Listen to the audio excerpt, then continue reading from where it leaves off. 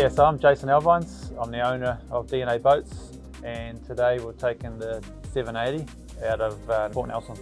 So recently you might have seen a video we put out of our DNA 801 plate boat. So this is our pontoon equivalent. So 7.9 metres overall, 2.5 metres wide on beam. So our pontoon boats have what we call our X series hull.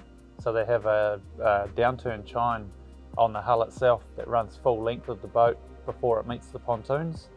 What that does is it enables good spray deflection and good tracking. So we don't weld any planing strokes on the hulls. It really relies on the chines, and they do a fantastic job of it.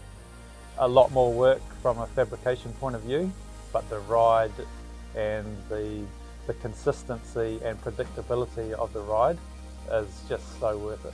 The beauty behind those tapering chines is it has a nice spray surface to deal with that water, which we find quite important on pontoon boats. So rather than relying on the folded segmented chambers of a pontoon boat to do that work, which they don't really do very well, but by adding those chines to it, it's essentially like a monohull with the pontoons on top. So just channels the spray, gets rid of it as it should. In a following sea, bow down in a following sea, or being pushed on a wave, as more water comes up into the bow, it really does take hold and really does steer the boat very well. So those chines grip and channel the water very, very well. The other thing with running chines to the back full length up on the plane, essentially you've got less surface area in the water. So essentially lifts the pontoon boats up out of the water. I mean, we're only talking 50 or so mil at the back, but it all helps for lift, and the more out, the more efficient the hulls become. So another advantage of those is we actually get out in the cockpit a full flat floor, and you can really tuck into the sides of the boat and into the gunnels. Starting from the bow on this boat, we're just going to walk you through some of the design features and some of the fixtures we've attached to this boat for the customer. So off the bow here, we've got a 6 kilo anchor and a Maxwell RC6 winch. It's captive in a tipping fair lead, so bringing the anchor up, there's no risk of that anchor flicking out. U-deck all the way around our gunnels, so it's quite a nice wide surface to walk around that cabin. And up on the roof, basically a grab rail running full length down the side there, which is at the natural height where you just want to rest your hand and guide yourself down walking past that roof. So with the raised gunnels around the sides and on these bigger boats around 8 metres here, you find it it's quite a step down if you're getting off on the beach. So we've incorporated a fold-out telescopic bow ladder, which you'll see on this the video here with my daughter, easily being able to get on and off. Big roof on this boat, a lot of real estate. This one fitted a Garmin radar and a solar panel. Along the back of the roof here, a rocket launcher, 13 rods, a couple of swivel spotlights, back corners, curved grab rail across the back there, and basically that back rail flows down into the side, the back pillars of the boat as well. Lots of places to hang on here. That corner here, a toilet shower room, giving it a curved door.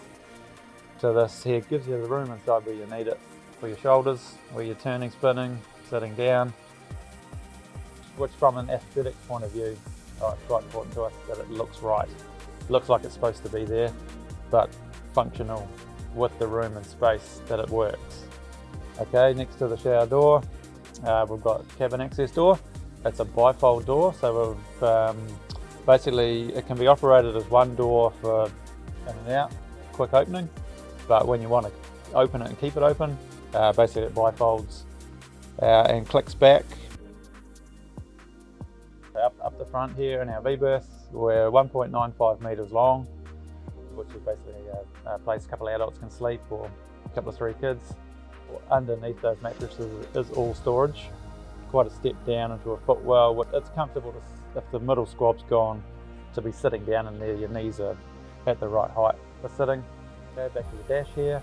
Nice big spacious dash, so we've actually fitted a Garmin 16-inch here, but alongside it we've fitted the zip weight controller, Garmin gauges, all the switch panels, like everything's easy to see, all in one spot, all within reach.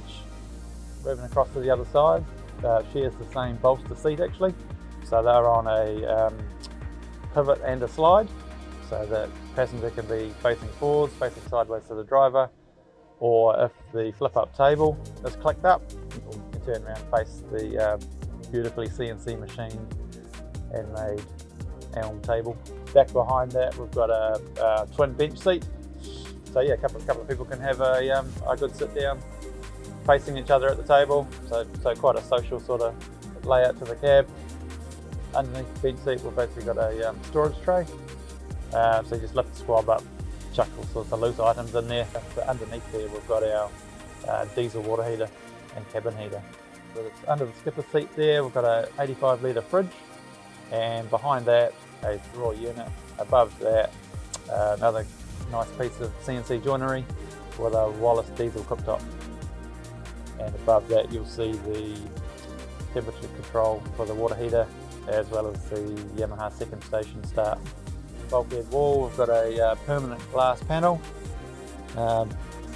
Gives some really good visibility with the driver. Being able to see through that, though it doesn't open, great visibility. Below the window there, we've got an outside sink. Underneath the sink houses a 10 litre diesel tank, hot and cold mixer, tap, and the second Hellmaster station joystick. 70 litres of water on board, and just the filler there right beside the sink where it's easy to get a nice hose to and fill it up. Back side of that, your little cap there is to fill up the diesel tank. Okay, so back into the gunwales, again with the toe recess on the floor. This is the first point of difference there for us. Halfway up, we've got a small shelf running full length of the deck there, and right at the top of that, under the gunnel, are quite a generous volume top shelf. Rod holders down each side, 2 cup holders. Got stainless steel fold up cleats at midpoint on the ship, and down the back they're permanently welded aluminium. Along the back here, along the transom locker, is home to the batteries and battery switches, circuit breakers. Everything's sort of easy to access, all switches on and off. So we've developed a DNA breather system on our tanks. When you're filling the tank, it's designed to cut off at a certain level and leave a certain amount of air up on top of that fuel tank, which can breathe. So it eliminates fuel leaking out of the breathers. Back central here, top of the locker, large dual purpose bait board with a live bait tank underneath. 5 rod tubes along the back there.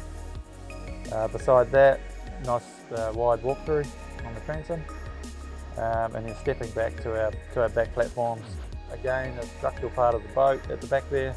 Those steps are angled, so backing up on those steps, they'll give you lift, so the underside surface of those steps are on an angle. They're sealed, also creates more buoyancy back there, and they're internally braced and fully welded, so that whole back corner is a structural point of the boat. To the sides of those, our 12mm CNC integrated handrails. The ladder's made out of the same 12mm profile plate, tapered back faces, so when it shuts, and the more it shuts, the tighter it becomes, so there's no rattles on that ladder. On this, I've gone for Hellmaster again, just a breeze to use on boats this size, for manoeuvrability, tight spaces in the marina, with wind, on a busy marina, just the way that these things can manoeuvre. It's just so cool. So the customer's added a second station, and second station being by the mid cleat, so it's somewhere where you can stand, lean out over the side of the vessel, you can steer that thing into the dock in between boats, and essentially your cleat's right there, you can grab and tie, you're on the ready. Yeah, another thing was just having that second station there. As a driver of the boat, if you've got people out for the day, you always want to be fishing yourself, and it's actually quite a step in to get into that cabin there to kind of put it in reverse when you're drift fishing. So being able to control the boat, just to flick it into reverse every now and then, if we are drifting, just to slow the rate of drift down. Basically I can fish the whole time. Fuel tank capacity is 350 litres. Trailer, one of our DNA tandem axle aluminium trailers, 5mm aluminium chassis, Both axles are braked, disc brakes all around, stainless rotors, stainless calipers, electric braking through the Credo system. So it's a multi-vehicle tow, so you don't have to have dedicated braking wired to a particular vehicle. Little hand controller, put it in any vehicle you're towing it with. Full adjustment on the braking. Like we're loaded up, we're sort of 3.4, pushing 3.5 tons, but towing this thing and stopping this thing is like we're towing our 5.5 metre rear. Yeah, best way to contact me through our website, dnaboats.co.nz, or through any of our social media channels.